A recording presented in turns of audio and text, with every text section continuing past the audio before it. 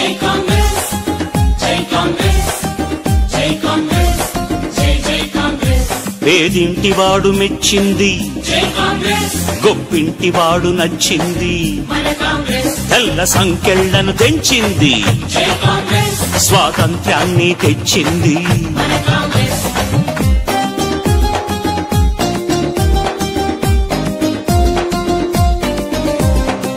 జై కాంగ్రెస్ జై కాంగ్రెస్ జై కాంగ్రెస్ జై జై కాంగ్రెస్ మన గాంధీ నెహ్రూలా జై కాంగ్రెస్ మన ఇందిరమ్మ నడిచింది మన కాంగ్రెస్ రాజీవు శ్వాస విడిచింది జై కాంగ్రెస్ సర్వత్యాగములకు మారు పేరు మన కాంగ్రెస్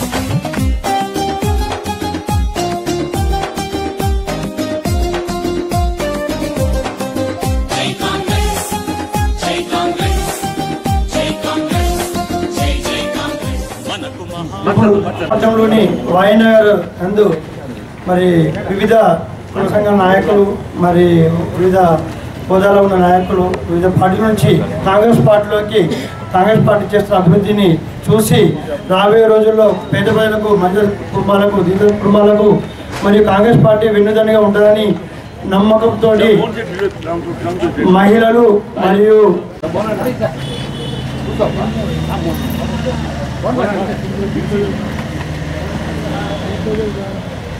గత 3 నెలల కింద జరిగిన ఎలక్షన్లో భారీ మేయాడితోటి అన్ని వర్గాల ప్రజలు కాంగ్రెస్ పార్టీ ఎంతో సాధారణంగా ఆహ్వానించి మరియు వారి యొక్క హక్కులను సాధించుకోవడం కోసం కాంగ్రెస్ పార్టీని గెలిపించడం జరిగింది.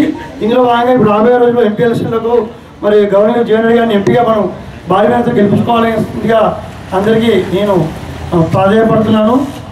ఇప్పుడు ఈరోజు జైన్ అవడానికి మన గవర్నీయులు జగన్ గారి ఆధ్వర్యంలో మన వరద శ్రీని గారు జ్ఞానం బాబు గారు ఆధారం పనులు ఆహ్వానిస్తున్నాము. మీ యొక్క సేవలు పార్టీకి అవసరము, ప్రజలకు అవసరము. చిరంజీవి గారు మాట్లాడుతున్నారు.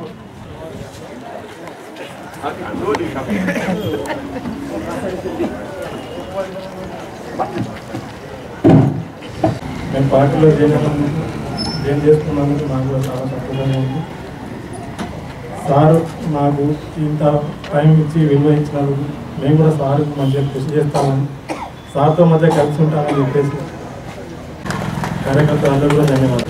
కాంగ్రెస్ పార్టీ అధికారంలోకి వచ్చిన తర్వాత గౌరవ ముఖ్యమంత్రి రేవంత్ రెడ్డి గారు చేపట్టిన పలు అభివృద్ధి కార్యక్రమాలను చూసి టీఆర్ఎస్ పార్టీ నుండి మన పార్టీకి వస్తున్న కార్యకర్తలందరూ కూడా ధన్యవాదాలు తెలియజేస్తూ 2 మాసాల నుండి ఉచిత బస్సు సౌకర్యం కానీ ఆరోగ్యశ్రీ కానీ ఇప్పుడే 1 గంట క్రితమే 200 యూనిట్ల వరకు ఫ్రీ కరెంటు కార్యక్రమాన్ని ప్రారంభోత్సవం చేసుకొని అలాగే ఉచిత సిలిండర్లు కూడా 500కి సిలిండర్ ఇచ్చే కార్యక్రమం, ఈ 11వ తేదీ నాడు గృహజ్యోతి కార్యక్రమం కూడా 5 సొంత భూమి ఉన్న వాళ్ళకి 5 లక్షలు ఇచ్చే కార్యక్రమాన్ని కూడా లాంచింగ్ చేయబోతున్నారు ముఖ్యమంత్రి గారు. మరి ఇవన్నీ అభివృద్ధి కార్యక్రమాలు మనం ప్రజలకు తీసుకెళ్ళి ముఖ్యంగా రేపు అతి త్వరలోనే వచ్చే పార్లమెంట్ ఎన్నికల్లో మన ప్రియతమ నాయకులు నిజామాబాద్ పార్లమెంట్కి వెళ్ళి పోటీగా చేస్తున్నారు. మీ అందరికీ తెలిసింది. మనందరం కూడా పార్టీలకు వచ్చడే కాదు, పార్టీలకు వచ్చి మీటింగ్లు పెట్టి టెంట్లు వేసి బందీ చదివిస్తే కాదు, డబ్బులలో మనం ఓట్లు తిప్పినప్పుడే దానికి స్వార్థకం అవుతుంది. కాబట్టి మనందరం కష్టపడి రేపు రాబోయే ఎన్నికల్లో మంచి మెజార్టీని చూపించాలని చెప్పి కోరుతూ ఈ అవకాశం ఇచ్చిన కుటుంబ సభ్యులందరూ కూడా ధన్యవాదాలు తెలియజేస్తూ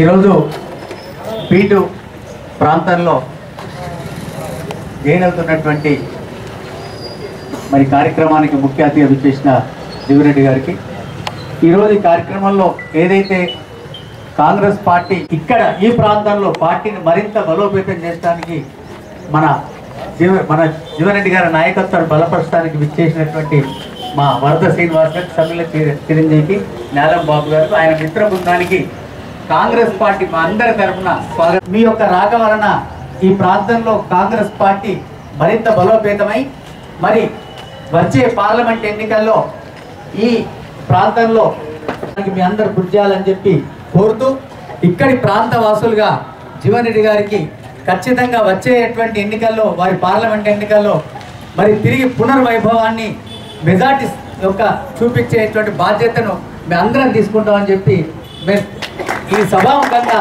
వీళ్ళందరి సాక్షిగా మేము అందరం ఈ బాధ్యత తీసుకొని మిమ్మల్ని మనకి ఒక్కటే 2 విషయాలు చెప్తాను.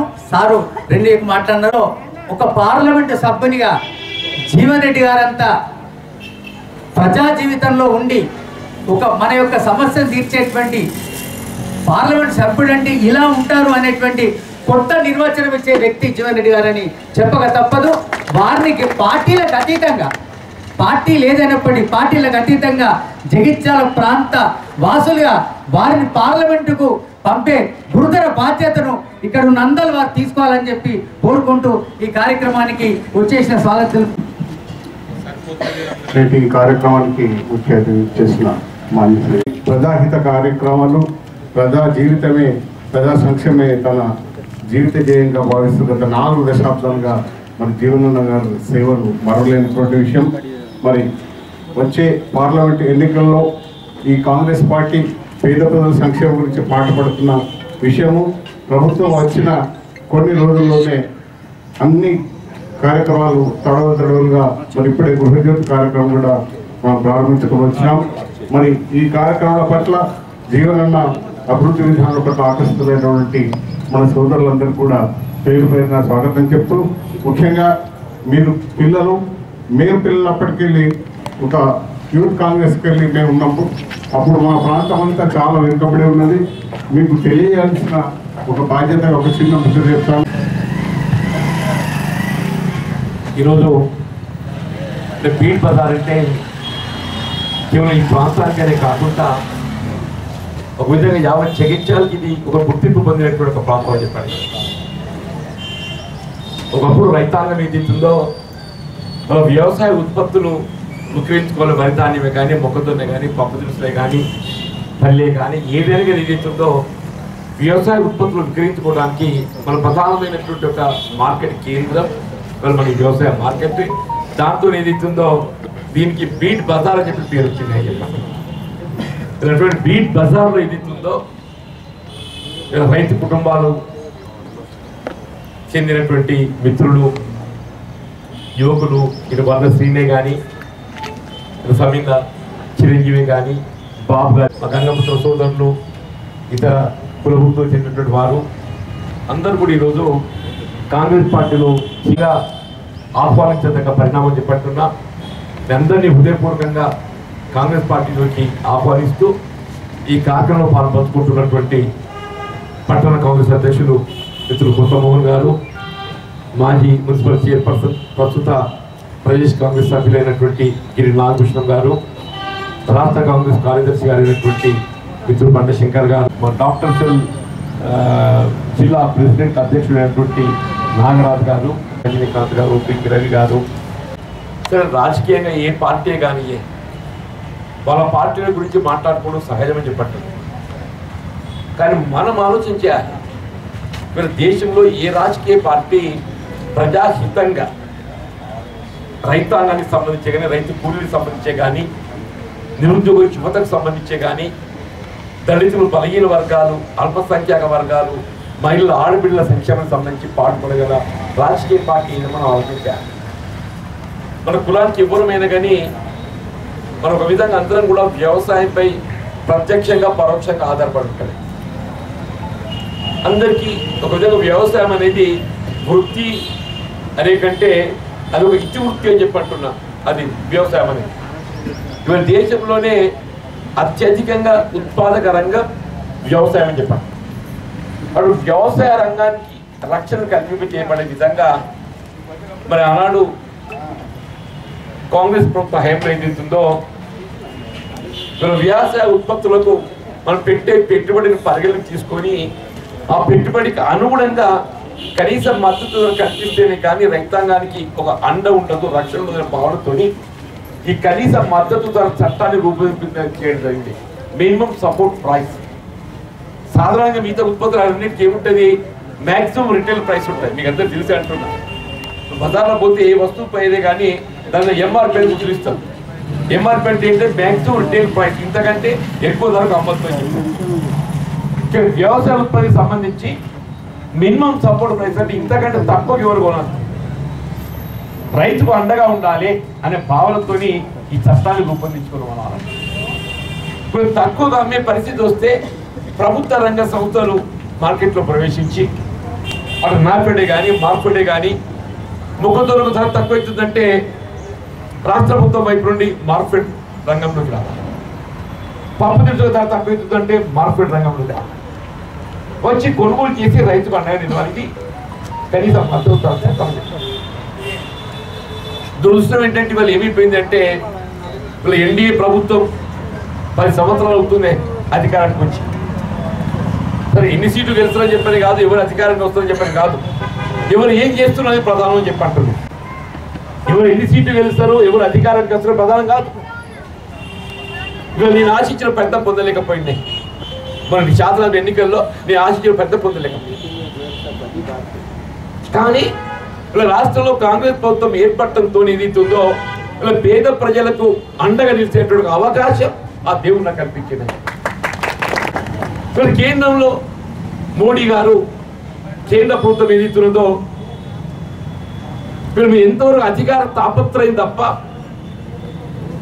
వీళ్ళు ప్రధాన రంగమైనటువంటి వ్యవసాయ రంగానికి అండగా నిలిచే విధంగా కనీస మద్దతు ధరకు చట్టబద్ధత కల్పించాలి, మినిమం సపోర్ట్ ప్రైస్కు చట్టబద్ధత కల్పించాలి. చట్టబద్ధత కల్పింప చేయబడ్డప్పుడు మాత్రం ఏదైతుందో అంతకు తక్కువ ధరకు ఎవరు కొనే అవకాశం ఉన్నది. ఆ ధర కల్పింప చేయాల్సిన బాధ్యత ప్రభుత్వం భయపడుతుంది. 2 సంవత్సరాల క్రితం ఏదైతుందో దేశ రాజధాని ఒక సంవత్సర కాలం జరిగింది సంయుక్త కిసాన్ మోర్చా, సంయుక్త కిసాన్ మోర్చా అంత సుదీర్ఘ పోరాటం జరిగింది. నా అనుభవం దుల్లే చెప్పంటున్నాను. సంవత్సర కాలం పోరాటం చేసి ప్రభుత్వాన్ని స్పందింపజేస్తే కేంద్ర ప్రభుత్వం ఏదైతుందో నేను పరిశీలింపజేసి ఈ కనీస మద్దతు ధరకు చట్టబద్ధ కల్పింప చేయడానికి నిర్ణయం తీసుకుంటానికి ఏర్పడింది. సంవత్సరం గడిచిపోయి రేపు ఎన్నికలు సమీపిస్తున్నాయి. మీరు ఏమైంది కనీస మద్దతు ధర అని చెప్పంటే స్పందన లేదు. మరి మీరు అసలు ఏంటి ఎన్నికలు ప్రభుత్వం అంటే ఎందుకు అని చెప్పంటే వీళ్ళు వినియోగదారుడు ఉన్నాడే, అందరికి ఏదైతుందో వీళ్ళ రవాణా అనేది ప్రధాన సౌకర్యమే.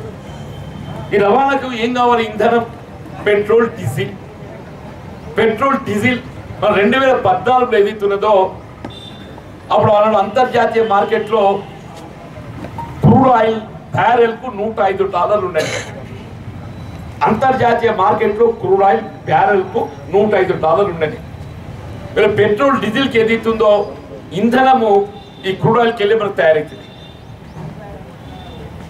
అంటే 10 సంవత్సరాలకి $105 క్రూడ్ ఆయిల్ ఉన్నాడు ఏదైతుందో పెట్రోల్ 70-75 రూపాయలు ఉండే, డీజిల్ 50-55 రూపాయలు ఉన్నది. ఒకసారి గుర్తు చేసుకోండి చెప్పండి. ఇప్పుడు అంతర్జాతీయ మార్కెట్లో క్రూడ్ ఆయిల్ 105కి వెళ్ళి ఏదైతుందో 70-75 రూపాయలు తగ్గిపోయింది, $30 తగ్గింది. అంతర్జాతీయ మార్కెట్లో క్రూడ్ ఆయిల్ ఏదైతుందో 10 సంవత్సరాలకి ఇప్పటికి ఏదైతుందో $30 తగ్గింది. $30 అంతర్జాతీయ మార్కెట్ తగ్గినప్పుడు పెట్రోల్ డీజిల్ ధర తగ్గాల పెరగాలనే మీరు ఆలోచించండి. తగ్గాలి కదా. $105 ఉన్ననాడు 50-55 రూపాయలు డీజిల్ ఉంటే $75 క్రూడ్ ఆయిల్ బ్యారెల్ వస్తే డీజిల్ ఎంత ఉంది వల్ల 98-99 రూపాయలు ఉంది. నిజామాబాద్ అంటే ఇక్కడ 55 ఎక్కడ అంటే దాదాపు రెట్టింపైంది. మన నిత్యావసర వస్తువులు రెట్టింపైపోయినాయి. మరి తినేటువంటి ఉల్లిగడ్డ కానీ పప్పు కానీ ఉప్పు కానీ ఏదని కానీ చెప్పి అంటున్నాం.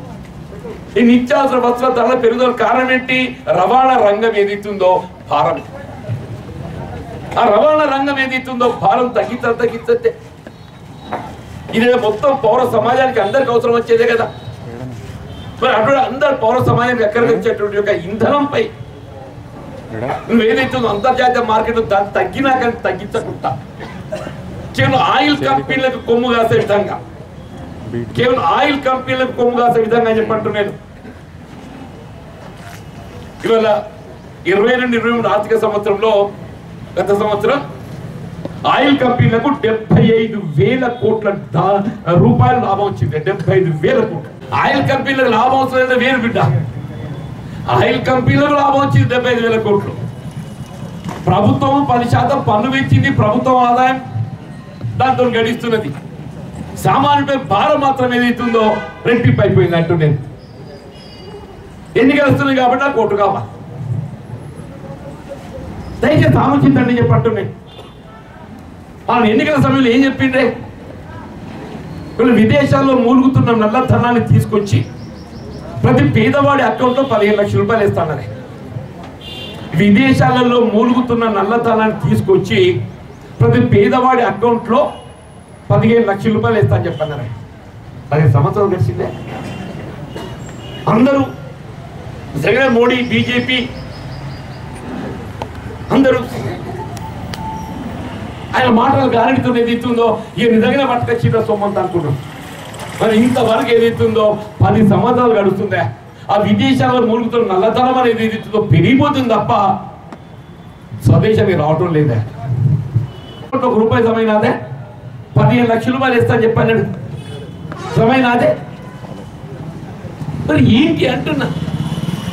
సంవత్సరానికి 20 లక్షల మందికి ఉద్యోగాలు ఇస్తా చెప్పి నిరుద్యోగ యువత. సంవత్సరానికి 20 లక్షల మంది నిరుద్యోగ యువతకు ఉద్యోగ అవకాశాలు ఇస్తాను.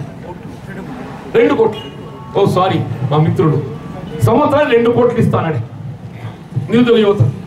10 ఏళ్ళు గడిచిందే అంటే ఇలాగ 20 కోట్ల మంది నిరుద్యోగ యువతకు ఉద్యోగ అవకాశాలు కల్పింపజేయబడాలి. వచ్చినాదే అసలు ఏంటి ఓటు అనేది ఎవడికి వేయాలి, ఎందుకు వేయాలని చెప్పి అంటున్నాను. కాంగ్రెస్ పార్టీ మంచి చేస్తే కాంగ్రెస్ పార్టీని ఆదరిద్దాం. కాంగ్రెస్ పార్టీ నిజంగానే ఆశించిన మీరు పని చేయకుంటే పక్కన పెడదాం. నేను కాంగ్రెస్ పార్టీ కంటే మెరుగైన పాలన నువ్విస్తే నీకు ఓటేస్తారా? గ్రామీణ ప్రాంత నిరుపేద వర్గాలు ఏదైతుందో వ్యవసాయ కూలీలు పని లేని సమయంలో పని కల్పించాలని NREGS జాతీయ గ్రామీణ ఉపాధి హామీ పథకం అని చెప్పండి. చదువుకున్న ఉపాధి లభిస్తూ నాకు తెలియదు కానీ గ్రామీణ ప్రాంతంలో ఉండే ఒక యువత ఎవరనే కానీ చెప్పండి, యువతగా ఎవరనే కానీ చెప్పంటున్నా. నువ్వు గ్రామ పంచాయతీలో పేరు నమోదు చేసుకుంటే నీకు వారం రోజులకు పని చూపే బాధ్యత ప్రభుత్వం. రోజు కనీసం 215 రూపాయలు నీకు గిట్టుబాటు. 215 రూపాయలు నువ్వు పనిచేసేది ఏంటంటే 6 గంటలు పనిచేసి 4 గంటలు. అది అది అటువంటి పథకాన్ని ఏదైతే నీరు గార్చే విధంగా గత సంవత్సరం 72,000 కోట్లు ఉంటే ఇప్పుడు 60,000 కోట్లు తగ్గించింది. 12,000 కోట్లు తగ్గించింది. నువ్వు నిరుద్యోగ యువతకు ఉద్యోగం లేదు. సాధారణ ప్రజానీకానికి ఏదైతుందో నిత్యావసర వస్తువుల ధరల పెరుగుదలను నువ్వు అరికట్టలేకపోతున్నావు. అందరికీ అవసరమైనటువంటి ఇంధన ధర ఏదైతుందో రెట్టింపు అయిపోయింది. అంతర్జాతీయ స్థాయి మార్కెట్లో ధర పెరిగినా తగ్గినా కానీ కుకింగ్ గ్యాస్ అబ్బా వజ్రబా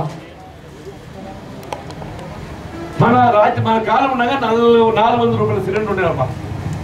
ప్రతి ఒక్క ఇంటికి ఏం కావాలో సిలిండర్ కావాలి. అవుతుంది పొయ్యి 400 మనం సిలిండర్ అందుబాటులో తెస్తే ఇలా 1200 1100 అనే. నువ్వు ఎవరికి పెడుతున్నావు? దేశం వెలుగుతుందంటే ఎక్కడ వెలుగుతుంది అంటున్నా. నేను అంబానీ అదాని ఇంట్లో జ్యోతులు వెలుగుతాయి వెలిగినట్ట. గరీబోని ఇంట్లో వెలగాలి దీపం అనేది. ఎక్కడ వెలగాలి?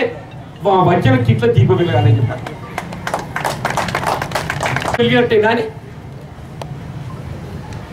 రైతాంగాన్ని రుణముక్తం చేయాలి. అప్పుల ఊపులకి వెలికి తీసుకురావాలి.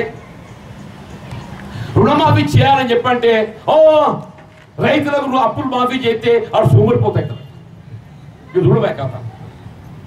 రైతులకు అప్పు మాఫీ చేస్తే రుణముక్తం చేస్తే సోమరిపోతాయి కదా.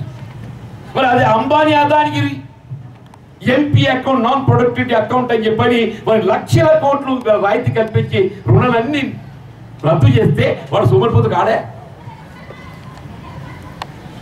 ఆలోచించండి అని అంటున్నా. అని అదానికి సహాయం చేసిందని చెప్పారు.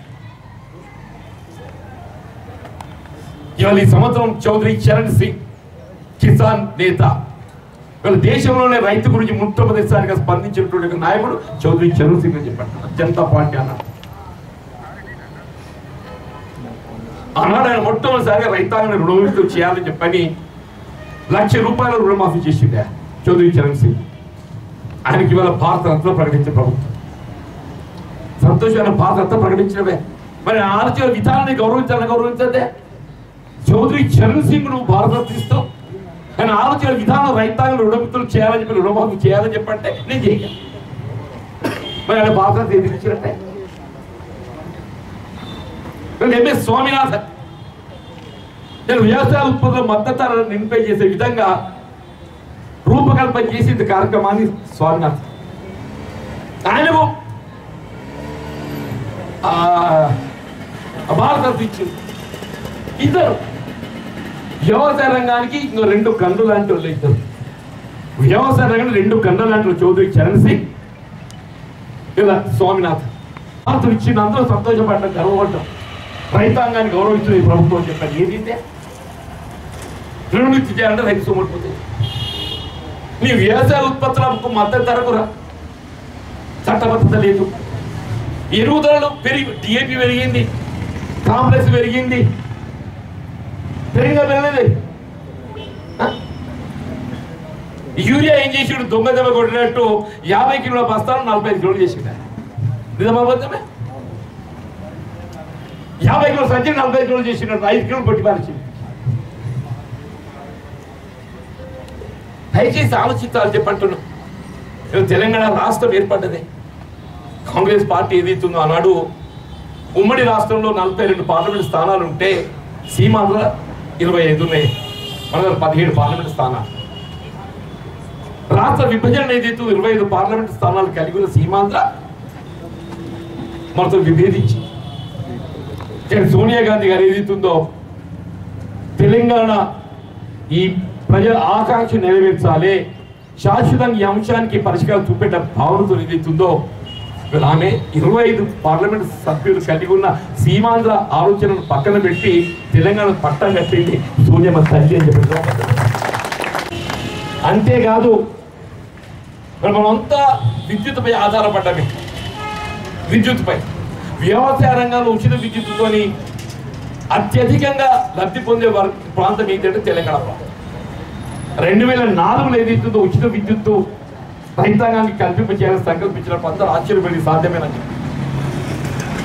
గత ప్రభుత్వం టీఆర్ఎస్ఏ కానీ ఎవరే కానీ చెప్పంటారు. నేను దేశంలో ఉచిత విద్యుత్ కార్యక్రమాన్ని తెరపైకి తెచ్చి అమలు చేపట్టింది ఎవరు అంటే కాంగ్రెస్ పార్టీ. ఇవాళ అలాంటి వాయిస్ రాజశేఖర్ ముఖ్యమంత్రి చెప్పారు రైతుకు ఒక ఆత్మవిశ్వాసం కలిగించింది. ఇది ఎందుకు చెప్తున్నానంటే రాష్ట్ర విభజనలో మన ప్రాంతంలో అత్యధికంగా విద్యుత్ వినియోగం ఉన్నది కాబట్టి మనకు కేంద్ర ప్రభుత్వమే విద్యుత్ ఉత్పత్తి చేసి 4000 మెగావాట్ల విద్యుత్ ఉత్పాదన చేసి ఆ 4000 మెగావాట్ల విద్యుత్ ఉత్పాదనలో 85% తెలంగాణకి ఇచ్చేటట్టు, మిగిలిన 15% వాళ్ళు ఇష్టం, అది కూడా మనకే వస్తుంది. 85% మనకి ఇచ్చేటట్టు, పైసా పెట్టుబడి లేకుండా అంటూ నేను ఇవాళ మోడీ గారు ఎదుగుతుండో ఆదిలాబాద్లో ఈ 800 మెగావాట్ల విద్యుత్ ఉత్పాదన ప్రాజెక్టు రామగుండం ఏదైతూ 2nd యూనిట్ ఇవాళ ప్రారంభం చేస్తున్నారు. ఆయన ప్రారంభం చేసేటువంటి ఒక రామగుండం ఎన్టీపీసీ 2వ యూనిట్ ఉందో ఇది కాంగ్రెస్ పార్టీ ఆలోచన విధానం అని చెప్పారు. రాష్ట్ర విభజనలో పునర్విభజన చట్టంలో దూరదృష్టితోని ముందస్తుగా ఆలోచించి తెలంగాణ ప్రాంతానికి రైతాంగానికి విద్యుత్ కష్టం రాకూడదు, సమస్య రాకూడదు అని చెప్పని 4000 మెగావాట్ల విద్యుత్ ఉత్పాదన అందులో పొందుపడితే 10 ఏళ్ళు అయిందయా. ఇప్పుడు ఎంత వస్తుంది? 800 ప్లస్ 2 ఇంటూ 2 అంటే 800 1600 వస్తుంది. ఇంకెంత రావాలి? ఇంక 2400 రావాలి.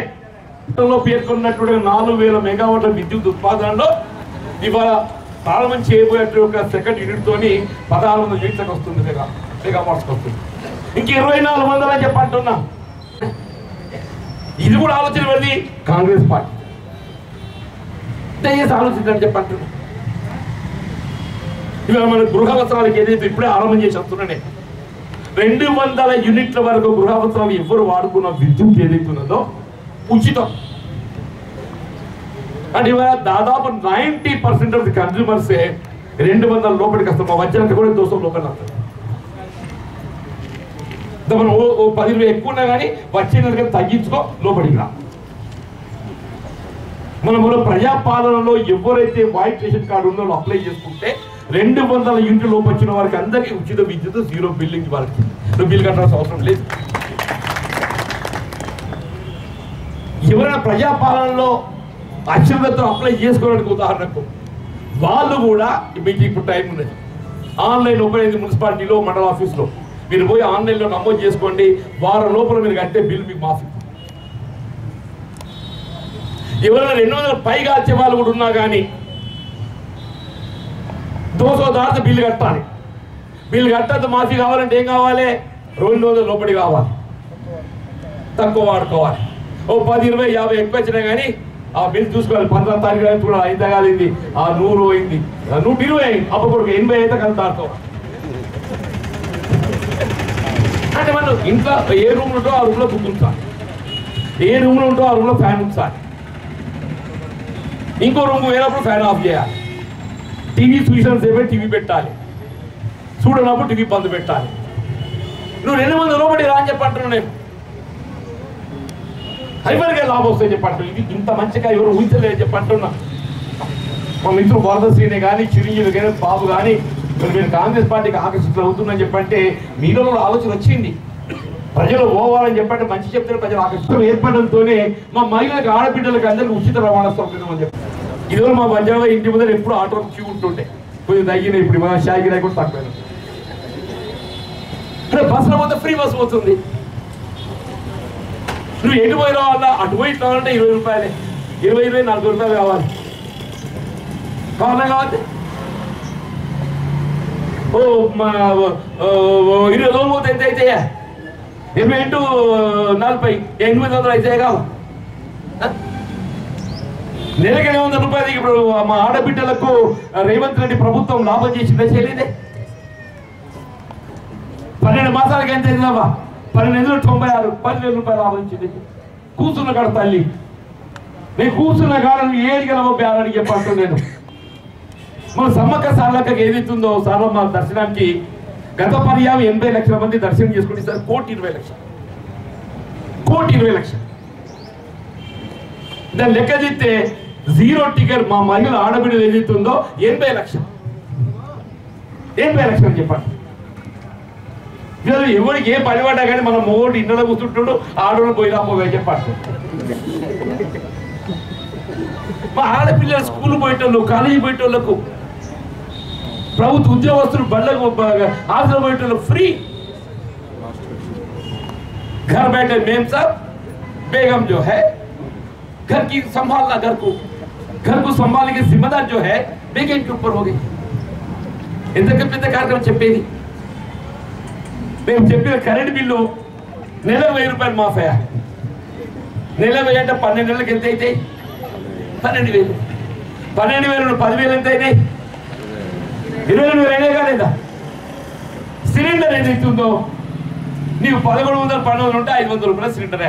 500 కంటే ఎక్కువ నువ్వు ఎంత కట్టినా కానీ ఏదైతుందో నీకు 4 నీకు మళ్ళీ నీ బ్యాంక్ అకౌంట్లో పడుతుంది. అంటే అవి నెలకు ఒక 600 మిగులుతున్నాయి కదండి. 12 నెలలు 12 72. నెలకి 700, ఏడాది 12 నెలలు 84. ఏది చేసిల్లరా? 22 30 అవుతున్నాయి. కూర్చున్న కాడ గత ప్రభుత్వం అమలు చేసిన సంక్షేమ కార్యక్రమాల ఆధారంగా వీళ్ళ గత ప్రభుత్వం ఏదైతుందో సంక్షేమ కార్యక్రమాలు ప్రాధాన్యత ప్రభుత్వం, మా ప్రభుత్వం చెప్పుకుంటుంటే గొప్పగా గత ప్రభుత్వం అమలు చేసిన కార్యక్రమాలు యథావిధిగా కొనసాగిస్తూ అదనంగా ప్రతి కుటుంబానికి నెలకు 30,000 రూపాయల ఆదాయాన్ని ఈ ప్రభుత్వం సమకూరుతుంది. సంవత్సరానికి ఇప్పుడు అధికారానికి 3 నెలలు అయిందే. డిసెంబర్ 7th, డిసెంబర్, జనవరి, ఫిబ్రవరి. నిరుద్యోగులకు అయితే సంవత్సరం కాలంలో 2 లక్షల ఉద్యోగాలు భర్తీ చేస్తామని చెప్పిన మేము. తర్వాత సంవత్సరాలు 1 లక్ష ఇస్తామని చెప్పాను. 4 ఏళ్ళు 4 లక్షలు, ఇవి 2. 5 సంవత్సరాల కాలంలో 6 లక్షల మంది నిరుద్యోగ యువతకు ఏదైతుందో పర్మనెంట్ ఎంప్లాయ్మెంట్ ఇస్తామని చెప్పిన. పర్మనెంట్ కాంట్రాక్ట్ కాదు, అవుట్ సోర్సింగ్ కాదు. అయితే గత ప్రభుత్వం కేసీఆర్ గారు ఏదైతుందో అది ధైర్యం చాలక ఆయన ఇంట్లో 4 నౌకర్లు కావాలి, ఆయనకు కావాలి, ఆయన కొడుకు కావాలి, ఆయన బిడ్డ కావాలి, ఆయన అల్లుడు కావాలి, సడుగురు కొడుకు కావాలి. ఎంతమంది అయిన 5 ఇక నేను 4 అన్న. ఆయన ఇంట్లో 5 నౌకరు కావాలి. కానీ గరీబోళ్ళు ఏ ఉపాధి లేక చదువుకొని ఇంటి మీద భారమిత్రుడు కన్న తల్లి గుండె మీద పుంపడెత్తున్నాడు, పొలం చెప్పిస్తలేదు. పొలం ఇవ్వాలని ఎందుకు పొలం నౌకరు ఉండాలి చూస్తారు చూడరు. నౌకరు పొలం ఇవ్వడిస్తారు ఎవడన్నా. 3 నెలల్లో 30,000 మందికి ఉద్యోగాలు ఇచ్చిండు. 3 నెలలు 30,000 మందికి. ఇవాళ 5,000 మందికి ఇస్తుండే. ఇలా 5,000 చిన్న ఇవాళ ఉద్యోగాలు ఇస్తుండే. రెసిడెన్షియల్ స్కూల్స్ ఏదైతున్నదో గురుకుల ఆశ్రమ పాఠశాలల్లో సెలక్షన్ ప్రాసెస్ పూర్తి చేసి ప్రకటించేసి అదేదైనా వివాదం పెట్టుండే కట్టిన తర్వాత ఇవాళ 5,000 చిల్లర 5,400 600 నౌకర్లు ఇస్తున్నాయి. అని ఇవాళ దాంతో 30,000 మందికి 1,000 పెట్టిండే 11,000. ఇక చెప్పండి అంటున్నాను. ఇక మా శ్రీని కానీ చిరంజీవి కానీ రాకుంటే ఎక్కడ పోతారు? ఇంత మంచి కార్యక్రమం చేసిన కదా అని మీరు మీ తాతల సోపుతో పాపం ఆయన ఉంటే మాత్రం నేను మెడబట్టి చెప్తుండే. నాకు మొత్తం ఆడగడ్డ సమీల రాజన్న మొదటి సహచరుడు అంటుండే. నా అనుచరుడే చెప్పాను సహచరుడు. నిజామాబాద్ మెనగాడు నాకు మొదటి సహచరుడే కాదు. నిజం చెప్పంటున్నా. నేను 83 మనుషులు పోటీ చేసినప్పుడు కానీ 85 కొట్లాడినప్పుడే కానీ 89 కానీ నిలబడేది అండగా నిలబడేది ఈ ప్రాంతం అని చెప్పంటున్నా, రైతాంగం అని చెప్పంటున్నా. మళ్ళీ మీరందరూ నాకు అండగా నిలిచే విధంగా ముందుకు వస్తున్నాం. మీకు అందరికి హృదయపూర్వకంగా ధన్యవాదాలు చెప్తున్నా. ఏ సమస్యను కానీ ఇలా బాబు చెప్పంటుంది, అది ఏ వర్గమే కానీ మా గంగపుత్రులు ఉన్నారే పాపం లేకుండా డైరెక్ట్ వాళ్ళ సంఘానికి ఇచ్చే విధంగా కార్యక్రమం రూపొందించింది ఎవరు అని చెప్పంటే కాంగ్రెస్ పార్టీ అని చెప్పి వేల పద్ధతి రద్దు చేసింది. మన చేపల విక్రయానికి ఏదైతే మార్కెట్ ఏర్పాటు చేసిన మన పల్లికొండ రాజు ఏదైతే ఉందో ఇప్పుడు ఆసం ఎందుకంటే చేపలు కొట్టొచ్చింది. మరి అది అమ్ముకుంటే రోజు 1000 రూపాయలు అమ్ముకుంటే ఆయన 300, 400, 20 మిగులుతాయి. పొట్టేళ్ళు కడుతుంది. రాజుగారు ఎవడని చెప్తాడు చేయాలని బతుకులు కావాలా ఎవడైనా కానీ ఏ వరకు గీతా కార్మికులు ఉన్నదే వాళ్ళ వృత్తి మీద ఆధిపత్యం వాళ్ళకి కల్పింపజేయబడే విధంగా ఏదైతుందో గీసే వాళ్ళ చుట్టుపక్కల అమలు చేసిందని చెప్పండి. మా బీసీల రిజర్వేషన్ ఏం చెప్పంటున్నా 25% ఇచ్చిండ్రే సరిపోవడం లేదు. జనాభా 50% ఉన్నది. అక్క బలహీన వర్గాలు జనాభా ప్రాతిపదిక రిజర్వేషన్ సౌకర్యం కల్పించాల్సిన బాధ్యత భారత రాజ్యాంగం బాబాసాహెబ్ బిఆర్ అంబేద్కర్ గారు ఇచ్చిందని చెప్పండి. దానికి అనుగుణంగా కులగణన చేపడుతున్నాం తల్లి. మీకు 6 మాసాల్లో కులగణన చేసి ఏ వర్గం ఎంతమంది ఉన్నారు, ఏ కులం ఎంతమంది ఉన్నారు వాళ్ళ జనాభాను గమనంలోకి తీసుకొని ఇలా 25%, 40% చేయాలి. కనీసం మీకు రిజర్వేషన్ చెప్పండి అమలు చేయబోతుంది కాంగ్రెస్ పార్టీ. నౌకరిగాళ్లకు నోట్ చేసి అడిగిన రాసి ఇంత చదువుకున్నాడు నువ్వు మరి రిజర్వేషన్ పెరగాలి. మీ ఈడబ్ల్యూఎస్ ఉంది ఎకనామికల్ వీకర్ సెక్షన్ మరి మా సంగతి మీకు ఆలోచన ఉండాలి ఉండద్దే మరి ఎందుకు నోటు రాదు? మరి ఇదే స్థానిక సంస్థలు ఏదైతే ఉన్నదో ఇది మహిళలు బలహీన వర్గాలకు చెల్లింపు చేయబడ్డ రిజర్వేషన్ అని చెప్పంటున్నారు. పాపం ఆ అమ్మాయి ఎందుకు రాజీనామా చేసింది. మళ్ళీ ఎవరితో నింపాలి? బలహీన వర్గాలతో నింపాలి కదండి. మహిళ బలహీన వర్గాలు కదా. చట్టంలో లొసుగు చూపెట్టి మన మున్సిపాలిటీ ఏడాది అయితే మండలంతో 3 ఏళ్ళు పెండింగ్ పెట్టిందా? ఎవరో బీసీ బిడ్డకి తీయాలని అంటే వాళ్ళు ఎవరైనా కానీ చెప్పంటున్నా. నాకు తెలుసు జగిత్యాల మున్సిపాలిటీ కాంగ్రెస్ మెజార్టీ లేదు, ఎవరైనా టీఆర్ఎస్ అవుతారు. కానీ ఎవరైతే ఏముందే ఒక బీసీ బిడ్డకు రాజ్యాంగం కల్పించిన హక్కు అని చెప్పండి. ఆ రాజ్యాంగం కల్పించిన హక్కు అమలు చేయబట్టానికి వరకు ఏదైతుందో ఆ చట్టాన్ని తిరిగి మార్పించి వీళ్ళ జగిత్యాల మున్సిపాలిటీ మీద ఏదైతుందో వీళ్ళ బీసీ మహిళతో ఏదైతుందో జెండా ఎగిరిపించారు. మన జగిత్యాల రూరల్ మండలం ఏదైతుందో బీసీ బిడ్డతో జెండా ఎగిరిపించారని చెప్పండి. మీరేం చేసిందో టీఆర్ఎస్ బలహీన వర్గాల కిడ్నాప్ చేపట్టిన స్థానంలో అన్ని ఆలోచన నుండి పరిజ్ఞానం ఉండి లేనోడు వేరే నేను తెలుగు అంటే ఏమని అనుకోవచ్చునే. ఆయనకు సన్నిహితులు అందరూ, ఆయన పట్టింపు లేకుండే కేవలం మాటలు కాదే చేతలు కావాలి చెప్పంటున్నా. నేను మాట్లాడుతున్నా అంటే నేను మాట్లాడే ప్రతి మాట నేను కట్టుబడి, ప్రతి మాట కట్టుబడి చెప్పండి. ప్రభుత్వం అమలు చేసినప్పుడు సంక్షేమ కార్యక్రమం చేయించాలి, పెద్ద ఫీజు వేస్తా. నాకు ఏ పదవి ప్రధానం కాదు, అదృష్టం ఉంటే ఏదైనా వస్తుంది. ఆ గీత చక్కగా ఉంటే ఏదైనా వస్తుంది చెప్పండి. గీత కొద్దిగా వంకర అయితే జారిపోతుంది, మనం జారిపోయింది. గీత కొద్దిగా వంకర అయింది, జారిపోయింది. ఏం చెప్తారు దానికి? అంత మాత్రాన మనం బాధపడి ఇట్లా కూర్చుంటే అది పని చేయడానికి సంకల్పం కావాలి, చిత్తశుద్ధి కావాలి, కమిట్మెంట్ కావాలి. ఆ కమిట్మెంట్ ఉంటే ఏ పదవి హోదా ప్రధానం కాదు, నీకు ఆలోచన సేవ చేయాలని సంకల్పం కావాలని చెప్పంటున్నా. నేను చెప్తున్నా, నాకు సేవ చేయాలని సంకల్పం ఉందని చెప్పంటున్నా. గ్రామీణ ప్రాంతాల నిరుపేద వర్గాలు, దళితులు, బలహీన వర్గాలు, అల్పసంఖ్యాక వర్గాలు, మహిళలు, ఆడబిడ్డలు, మా నిరుద్యోగ యువత అని చెప్పంటున్నా. నీకు రాజ్యాంగం కల్పించే హక్కులు కల్పింపజేయబడే విధంగా నా జీవిత కాలం ఎన్నో బతుకునే సమస్య కాదు చెప్పంటున్నా. అందరూ అంటే ఆయుడు ఎన్ని రోజులు ఇక రాదా చెప్పంటున్నా. అరే సత్యలాగా చేస్తాను, సత్యలాగా చేస్తాను. నాకు ఏ నౌకరు లేకుండా సత్యలాగా సేవ చేస్తాను.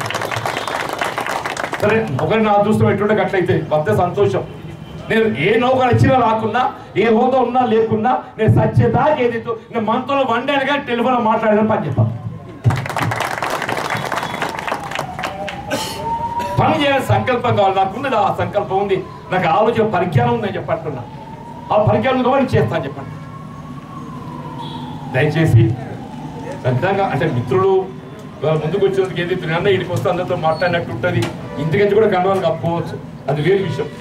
కానీ ఇక్కడికి వచ్చి మా బీటి బజార్ అంటే రైతాంగం ఇక్కడ అటువంటి గడ్డకు వచ్చి మాట్లాడాలని చెప్పి ఇక్కడికి వచ్చి నాకు నిజంగా సంతోషం కడుపునట్టు అనిపిస్తుంది. మన ప్రాంతంలో ఏదైతే ఉందో కాంగ్రెస్ పార్టీ బలోపేతం కొరకు మీరు ముందుకు వచ్చింది. మరొకసారి మా యువకులను, మా యువమిత్రులను అంటే మీరు భద్ర శ్రేణు, చిరంజీవి, పాల్ కాకుండా ఇంకా అందరూ కూడా, ఇంకా మిత్రులు అందరూ కూడా వచ్చి అందరికీ హృదయపూర్వక స్వాగతం చెప్తూ సెలవు తీసుకుంటున్నాం. జై హింద్, జై కాంగ్రెస్. జై కాంగ్రెస్, జై కాంగ్రెస్, జై కాంగ్రెస్, జై జై కాంగ్రెస్. పేదింటివాడు మెచ్చింది, జై కాంగ్రెస్, గొప్పింటివాడు నచ్చింది, మన కాంగ్రెస్. తెల్ల సంకెళ్లను తెంచింది, జై కాంగ్రెస్, స్వాతంత్ర్యాన్ని తెచ్చింది. మన కాంగ్రెస్.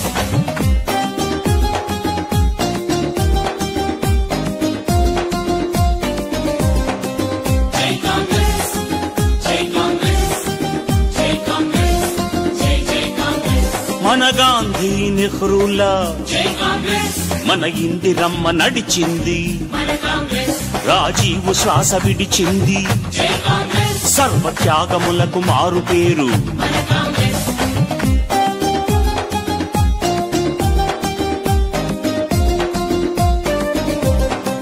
జై కాంగ్రెస్, జై కాంగ్రెస్, జై కాంగ్రెస్, జై జై కాంగ్రెస్. మనకు మహామహులనిచ్చింది, జై కాంగ్రెస్, మన దేశమంతా మెచ్చింది, మన కాంగ్రెస్. ప్రాజెక్టులన్నీ కట్టింది, జై కాంగ్రెస్, పల్లె రూపురేఖ మార్చింది.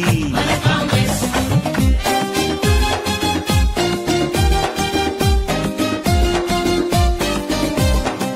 జై కాంగ్రెస్, జై కాంగ్రెస్, జై కాంగ్రెస్, జై జై కాంగ్రెస్. రారాజు రైతన్నలకు జై కాంగ్రెస్, ఉచిత విద్యుత్తును ఇచ్చింది, మన కాంగ్రెస్. పావలాకు రుణమిచ్చెను, జై కాంగ్రెస్, ప్రతి మహిళ గుండెలో నిలిచెను. మన కాంగ్రెస్.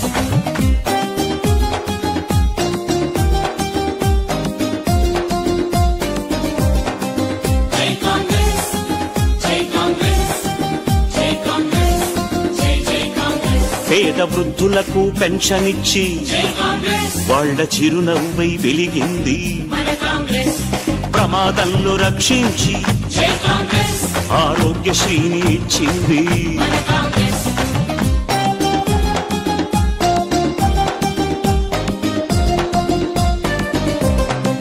జై కాంగ్రెస్, జై కాంగ్రెస్, జై కాంగ్రెస్, జై జై కాంగ్రెస్. దీన జనులందరి శ్రేయస్సుకు జై కాంగ్రెస్, అభయ హస్తాన్ని అందించెను, మన కాంగ్రెస్. పల్లె పల్లెలోన వెలుగు నింపి జై కాంగ్రెస్, ప్రగతి పథంలోకి నడిపింది. మన కాంగ్రెస్.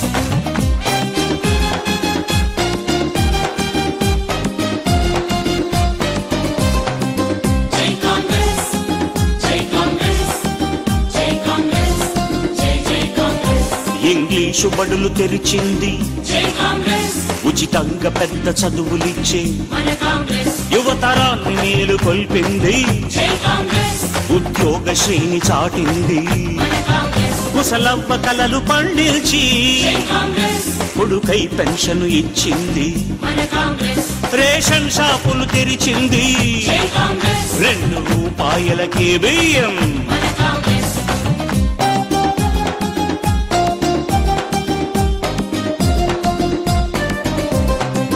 జై కాంగ్రెస్ జై కాంగ్రెస్ జై కాంగ్రెస్ జై జై కాంగ్రెస్, పేద ప్రజలందరి మనసులోన జై కాంగ్రెస్ అడుగు వర్గాల తేజస్సుగా మన కాంగ్రెస్,